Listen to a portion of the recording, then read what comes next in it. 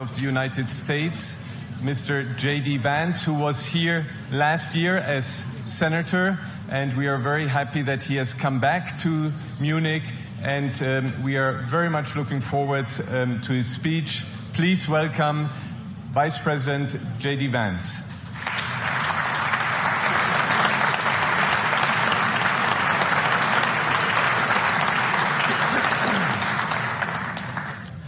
Well, thank you, and thanks to all the gathered delegates and luminaries and media professionals, and thanks especially to the host of the Munich Security Conference for being able to put on such an incredible event. We're, of course, thrilled to be here. We're happy to be here. And, you know, one of the things that I wanted to talk about today is, of course, our shared values. And, you know, it's great to be back in Germany. As you heard earlier, I was here last year as United States Senator. I saw Foreign Secretary David Lammy and joked that both of us last year had different jobs than we have now. But now it's time for all of our countries, for all of us who have been fortunate enough to be given political power by our respective peoples, to use it wisely to improve their lives. And I want to say that, you know, I was fortunate in my time here to spend some time outside the walls of this conference over the last 24 hours. And I've been so impressed by the hospitality of the people, even as, of course, as they're reeling from yesterday's horrendous attack. And the first time I was ever in Munich was with my wife, actually, who's here with me today, on a personal trip. And I've always loved the city of Munich, and I've always loved its people. And I just want to say that we're very moved, and our thoughts and prayers are with Munich and everybody affected by the evil inflicted on this beautiful community. We're thinking about you, we're praying for you, and we will certainly be rooting for you in the days and weeks to come. Now,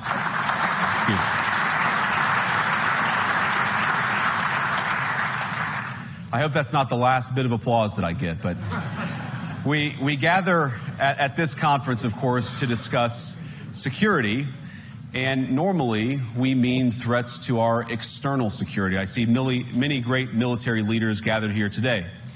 But while the Trump administration is very concerned with European security and believes that we can come to a reasonable settlement between Russia and Ukraine, and we also believe that it's important in the coming years for Europe to step up in a big way to provide for its own defense, the threat that I worry the most about vis-a-vis Europe is not Russia, it's not China, it's not any other external actor. And what I worry about is the threat from within, the retreat of Europe from some of its most fundamental values, values shared with the United States of America. Now, I was struck that a former European commissioner went on television recently and sounded delighted that the Romanian government had just annulled an entire election. He warned that if things don't go to plan, the very same thing could happen in Germany, too. Now, these cavalier statements are shocking to American ears. For years, we've been told that everything we fund and support is in the name of our shared democratic values. Everything from our Ukraine policy to digital censorship is billed as a defense of democracy. But when we see European courts canceling elections and senior officials threatening to cancel others, we ought to ask whether we're holding ourselves to an appropriately high standard. And I say ourselves because I fundamentally believe that we are on the same team. We must do more than talk about democratic values, we must live them. Now, within living memory of many of you in this room, the Cold War positioned defenders of democracy against much more tyrannical forces on this continent. And consider the side in that fight that censored dissidents, that closed churches, that canceled elections. Were they the good guys? Certainly not. And thank God they lost the Cold War. They lost because they neither valued nor respected all of the extraordinary blessings of liberty. The freedom to surprise, to make mistakes, to invent, to build. As it turns out, you can't mandate innovation or creativity, just as you can't force people what to think, what to feel, or what to believe. And we believe those things are certainly connected. And unfortunately, when I look at Europe today, it's sometimes not so clear what happened to some of the Cold War's winners. I look to Brussels, where EU commissars warn citizens that they intend to shut down social media during times of civil unrest the moment they spot what they've judged to be, quote, hateful content. Or to this very country, where police have carried out raids against citizens suspected of posting anti-feminist comments online as part of, quote, combating misogyny on the internet, a day of action. I look to Sweden, where 2 weeks ago the government convicted a Christian activist for participating in Koran burnings that resulted in his friend's murder. And as the judge in his case chillingly noted, Sweden's laws to supposedly protect free expression do not, in fact, grant, and I'm quoting, a free pass to do or say anything without risking offending the group that holds that belief. And perhaps most concerningly, I look to our very dear friends, the United Kingdom, where the backslide away from conscience rights has placed the basic liberties of religious Britons in particular in the crosshairs. A little over 2 years ago, the British government charged Adam Smith Connor, a 51-year-old physiotherapist and an Army veteran, with the heinous crime of standing 50 meters from an abortion clinic and silently praying for 3 minutes. Not obstructing anyone, not interacting with anyone, just silently praying on his own. And after British law enforcement spotted him and demanded to know what he was praying for, Adam replied simply, it was on behalf of the unborn son he and his former girlfriend had aborted years before. Now, the officers were not moved. Adam was found guilty of breaking the government's new buffer zones law, which criminalizes silent prayer and other actions that could influence a person's decision within 200 meters of an abortion facility. He was sentenced to pay thousands of pounds in legal costs to the prosecution.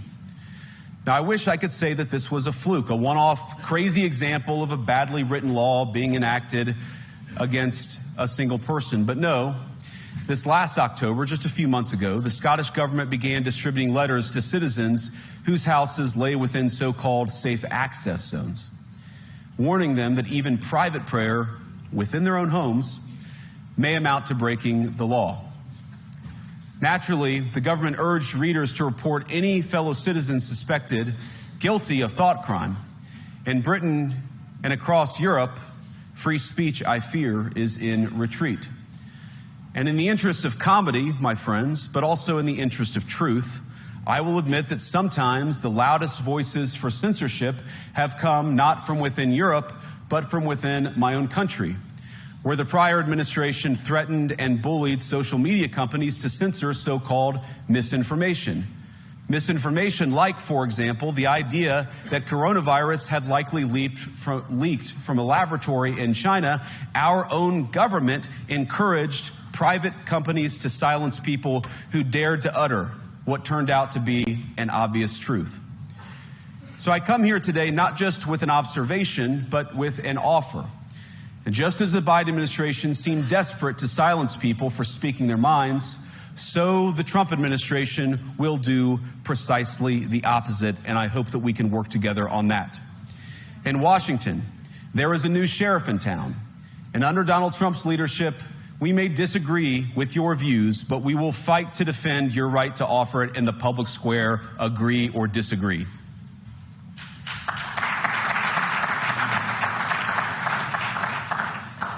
Now, we're at the point, of course, that the situation has gotten so bad that this December, Romania straight up canceled the results of a presidential election based on the flimsy suspicions of an intelligence agency and enormous pressure from its continental neighbors. Now, as I understand it, the argument was that Russian disinformation had infected the Romanian elections.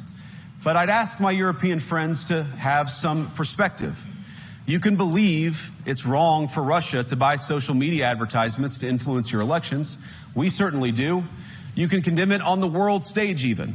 But if your democracy can be destroyed with a few $100,000 of digital advertising from a foreign country, then it wasn't very strong to begin with. Now, the good news is that I happen to think your democracies are substantially less brittle than many people apparently fear.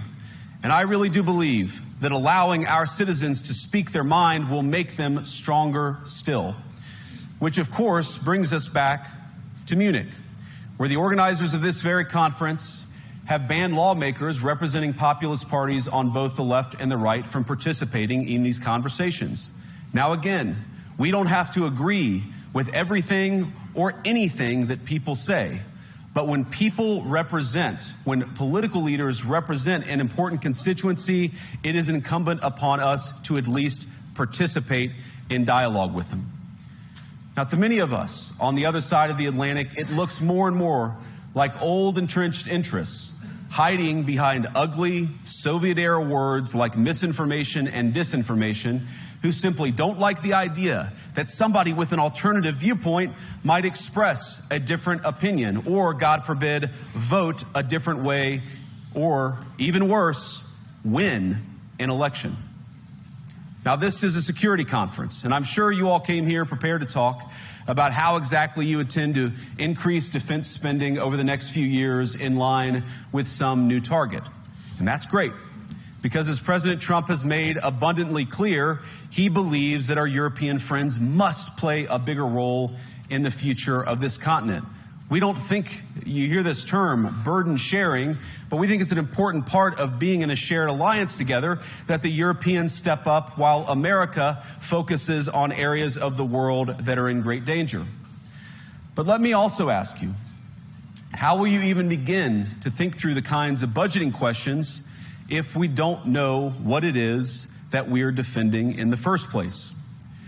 I've heard a lot already in my conversations, and I've had many, many great conversations with many people gathered here in this room.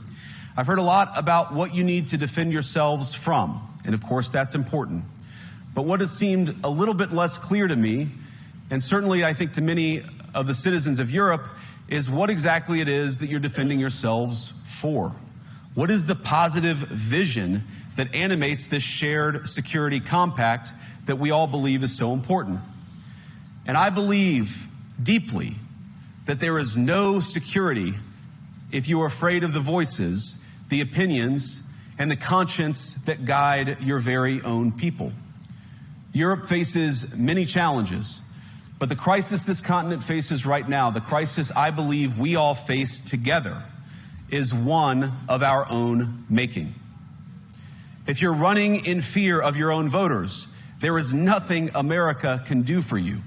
Nor, for that matter, is there anything that you can do for the American people who elected me and elected President Trump. You need democratic mandates to accomplish anything of value in the coming years. Have we learned nothing that thin mandates produce unstable results? But there is so much of value that can be accomplished with the kind of democratic mandate that I think will come from being more responsive to the voices of your citizens. If you're going to enjoy competitive economies, if you're going to enjoy affordable energy and secure supply chains, then you need mandates to govern, because you have to make difficult choices to enjoy all of these things. And of course, we know that very well in America. You cannot win a democratic mandate by censoring your opponents or putting them in jail, whether that's the leader of the opposition, a humble Christian praying in her own home, or a journalist trying to report the news. Nor can you win one by disregarding your basic electorate on questions like who gets to be a part of our shared society. And of all the pressing challenges that the nations represented here face, I believe there is nothing more urgent than mass migration. Today, almost 1 in 5 people living in this country moved here from abroad. That is, of course, an all-time high. It's a similar number, by the way, in the United States, also an all-time high. The number of immigrants who entered the EU from non-EU countries doubled between 2021 and 2022 alone, and of course it's gotten much higher since. And we know this situation, it didn't materialize in a vacuum. It's the result of a series of conscious decisions made by politicians all over the continent and others across the world over the span of a decade. We saw the horrors wrought by these decisions yesterday in this very city. And of course, I can't bring it up again without thinking about the terrible victims who had a beautiful winter day in Munich ruined. Our thoughts and prayers are with them and will remain with them. But why did this happen in the first place? It's a terrible story, but it's one we've heard way too many times in Europe and unfortunately too many times in the United States as well. An asylum seeker, often a young man in his mid-20s, already known to police, rams a car into a crowd and shatters a community. How many times must we suffer these appalling setbacks before we change course and take our shared civilization in a new direction? No voter on this continent went to the ballot box to open the floodgates to millions of unvetted immigrants. But you know what they did vote for? In England, they voted for Brexit, and agree or disagree, they voted for it. And more all over Europe, they're voting for political leaders who promise to put an end to out-of-control migration. Now, I happen to agree with a lot of these concerns, but you don't have to agree with me. I just think that people care about their homes, they care about their dreams, they care about their safety and their capacity to provide for themselves and their children. And they're smart. I think this is one of the most important things I've learned in my brief time in politics. Contrary to what you might hear a couple mountains over in Davos, the citizens of all of our nations don't generally think of themselves as educated animals or as interchangeable cogs of a global economy. And it's hardly surprising that they don't want to be shuffled about or relentlessly ignored by their leaders. And it is the business of democracy to adjudicate these big questions at the ballot box. I believe that dismissing people, dismissing their concerns, or worse yet, shutting down media, shutting down elections, or shutting people out of the political process protects nothing. In fact, it is the most surefire way to destroy democracy. And speaking up and expressing opinions isn't election interference. Even when people express views outside your own country, and even when those people are very influential. And trust me, I say this with all humor, if American democracy can survive 10 years of Greta Thunberg scolding, you guys can survive a few months of Elon Musk. But what no democracy, American, German, or European, will survive is telling millions of voters that their thoughts and concerns, their aspirations, their pleas for relief are invalid or unworthy of even being considered. Democracy rests on the sacred principle that the voice of the people matters. There's no room for firewalls. You either uphold the principle or you don't. Europeans, the people, have a voice. European leaders have a choice. And my strong belief is that we do not need to be afraid of the future. You can embrace what your people tell you, even when it's surprising, even when you don't agree. And if you do so, you can face the future with certainty and with confidence, knowing that the nation stands behind each of you. And that, to me, is the great magic of democracy. It's not in these stone buildings or beautiful hotels. It's not even in the great institutions that we have built together as a shared society. To believe in democracy is to understand that each of our citizens has wisdom and has a voice. And if we refuse to listen to that voice, even our most successful fights will secure very little. As Pope John Paul II, in my view, one of the most extraordinary champions of democracy on this continent or any other, once said, "Do not be afraid." We shouldn't be afraid of our people, even when they express views that disagree with their leadership. Thank you all. Good luck to all of you. God bless you.